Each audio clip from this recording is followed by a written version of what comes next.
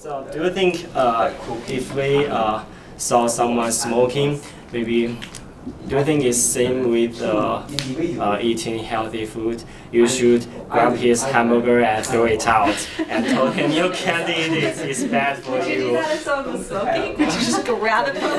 No! I may grab it and eat it.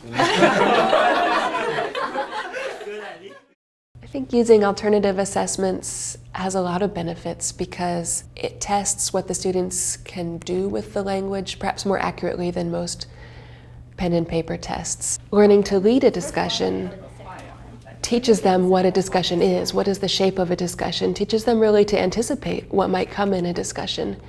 And so that's really the goal, is to make them excellent discussion participants. This group discussion for me is very interesting, and this is challenging for me because this is my first time to take part in the group discussion. Group leader and the discussion program in our AEI is really special because when I was in China, I don't know there is a lessons form like this. It's really good for students to develop their skills. They don't necessarily need the skill of discussion leading very often in their academic careers, but they need to be able to be excellent discussion participants. As a group leader, I have to organize how my group member discuss with each other, and I have made some outline I have to follow my steps and try my best way to let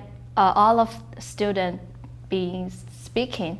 So it's really good for my English skill. Today our topic is how can we reduce the problem of increasing population. So I have a question first. If there are too much population in your country or your city, so do you want to move out, or you will think about the problem and want to solve it? So if you want to move out, raise your hand. Jinko. And so you guys want to solve the problem. Why you want to move out? The steps on a given day when we're discussing are basically set up and go. Divide the groups, remind them their goals, and set them off to go. Do you remember what your goals are? Let me remind you about your goals. One is to be clear, and if it's not clear, to help make it clear. One is to include everyone, make sure everyone speaks and about equally.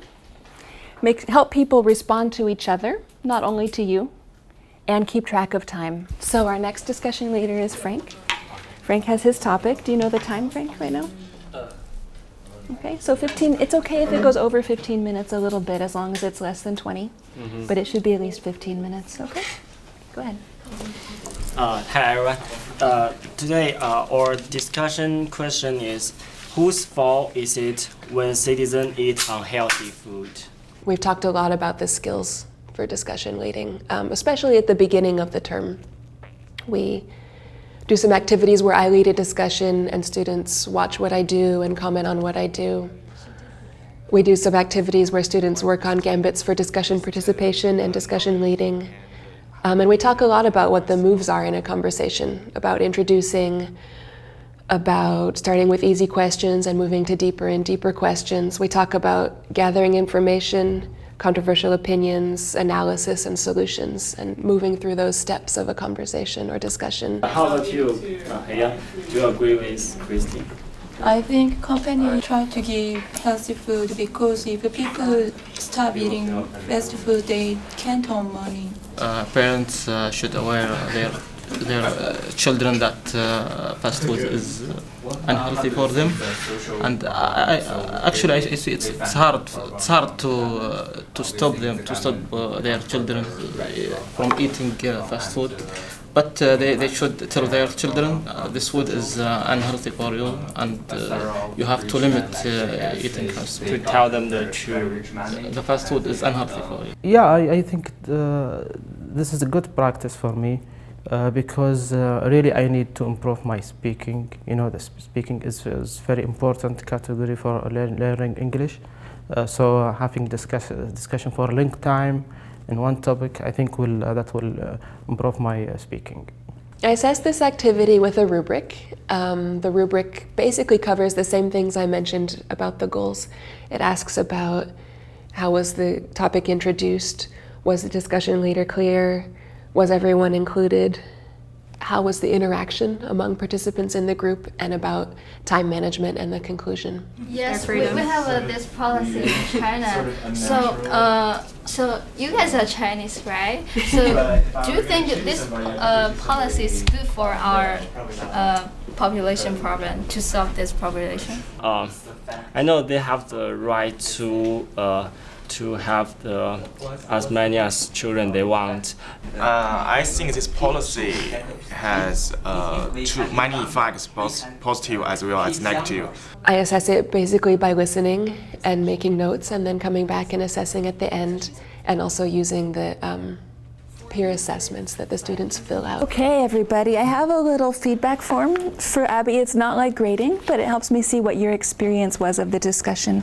4 means good, 5 means amazing, 3 means, oh, okay. Okay, so go ahead and fill that out just for a few minutes. Please write something, at least one sentence under other comments, and then I'll collect those papers.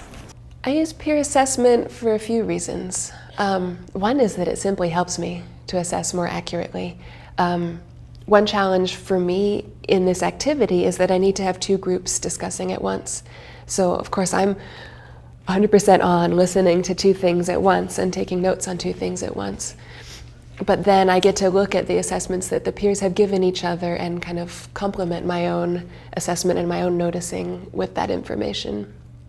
And then of course, in the same way that learning to lead a discussion helps them make them better discussion participants, I think that assessing each other's discussion leading has really nice watchback, so to speak, in helping them apply what they see in someone else's discussion leading to their own future experience of discussion leading.